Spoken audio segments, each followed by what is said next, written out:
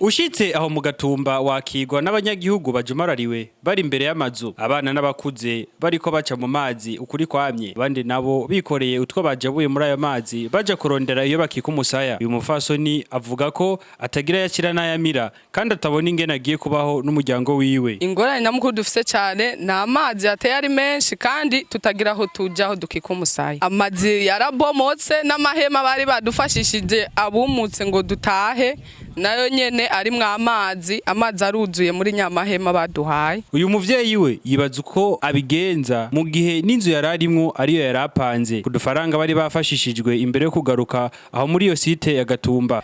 Twe kubisanzwe kumara badufashije gupanga nta kintu nakimwe twari dusigaranye, twari twizeye gusa ko tworondera mu maboko yacu kugira dushobore kubaho, ariko ubu naho vyasubiye twase gutegwa n'amazi, nta kintu nakimwe dushaka kwishoboza mu kano kanya.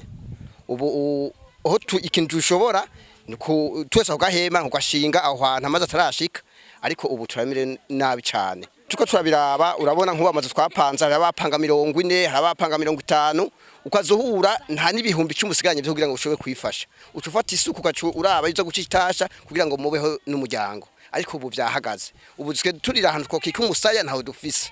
Abanyagihugu baho mu Gatumba bafise n'ubwoba bwo kwandura indwara kuko amazi ya Rusizi yaje gahitana imicafu iri mu tuzu twa sugumwe ariyo yuzuye ayo mazi bahonyoramwe. Turafise ubwoba bwinshi ku bana, ariko ko amawese yarabomokeye muri ayo mazi, ariko ko dafise aho tuva naho tuja urumva tuguma muri ayo mazi nyene.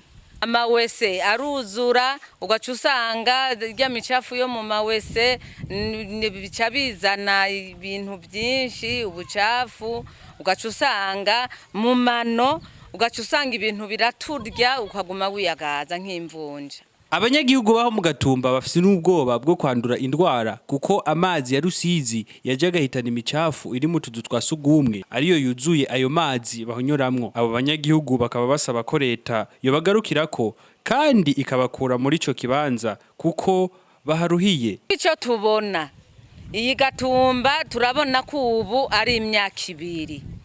Ni murabe ababikwiye, murabe agasozi mudushirako n'ukuri, muraba gasozi mudushirako kari hejuru amazi atemba turonke agahengwe. Uruzi Rusizi rusubiye guta inzira ata misi myinshi heze bagarutse bavuye mu masite bari bahungiyemwo iyo myuzurira ya Kigaramango hamwe na Maramvya aho bari bakuwe babwirwa ko amazi yakamye muri ico gihe. Ayo mazi kandi akaba yatumye ata munyeshuri n'umwe yatonze kw'ishure kuko batagira iyo baca.